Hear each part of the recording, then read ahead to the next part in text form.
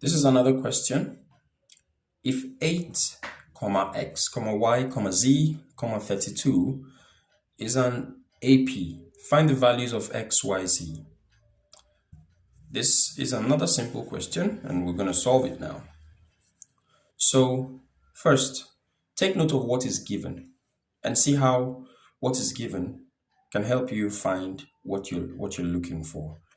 In this case, we have x, y, z, three terms to fill in. Okay, remember the principle.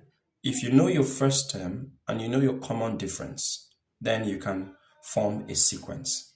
It's a fundamental principle in sequence and series. Just know your first term, know your common difference, then you can find any sequence, rather not series, any sequence. Okay, so what do we know here? Okay, so we know what our first term is, that's 8. We also know what our fifth term is, because this is 1, 2, 3, 4, 5. So this is a fifth term. So our T5 equals 32.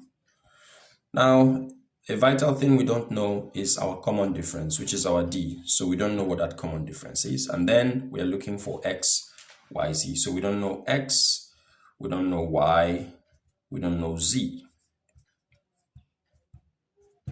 All right.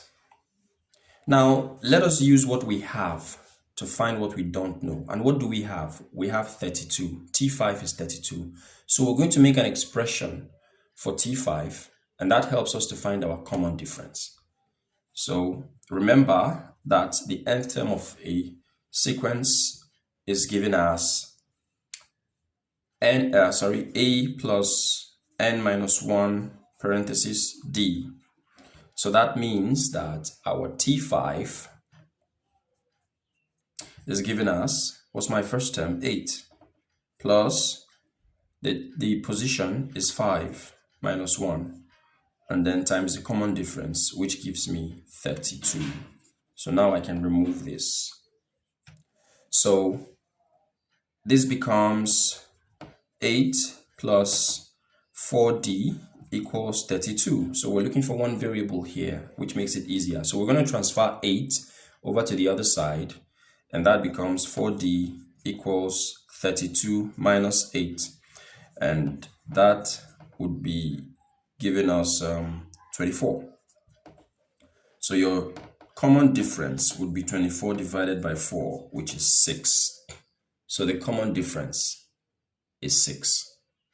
And that solves our problem. So now we can easily find x, y, z by simply adding 6 to each successive term. It gives us the next one.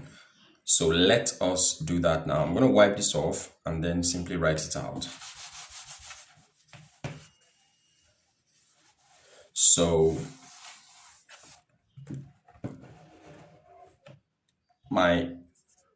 since my A is 8 and my D is 6, all I need to do is just to be adding 6. So 8 plus 6 is going to give me x, and therefore x is 14.